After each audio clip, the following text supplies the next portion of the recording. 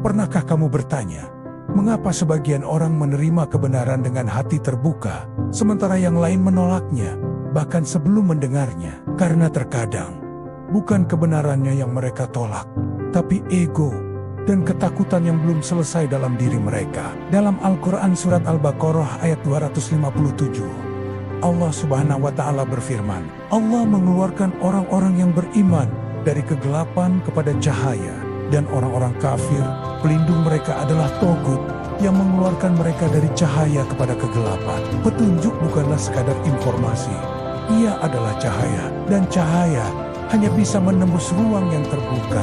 Dalam psikologi, ini dikenal sebagai kemampuan untuk menerima perspektif baru. Bahkan ketika bertentangan dengan keyakinan lama, ini bukan tanda kelemahan, tapi justru cermin dari kesehatan mental dan spiritual.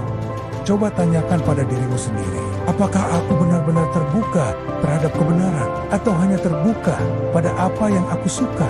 Jika kita hanya mau mendengar dari orang yang kita suka, maka kita sedang menyembah opini, bukan mencari kebenaran. Dalam Al-Quran Surat Az-Zumar ayat 9, Allah bertanya, adakah sama orang-orang yang mengetahui dengan orang-orang yang tidak mengetahui?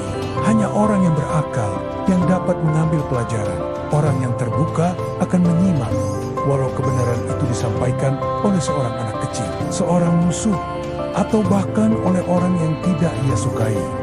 Karena dia tahu, yang penting bukan siapa yang bicara, tapi apa yang dibicarakan. Sementara mereka yang menutup diri akan seperti yang digambarkan dalam surat Al-Baqarah ayat 6 dan 7. Sesungguhnya orang-orang kafir sama saja bagi mereka, apakah kamu beri peringatan atau tidak?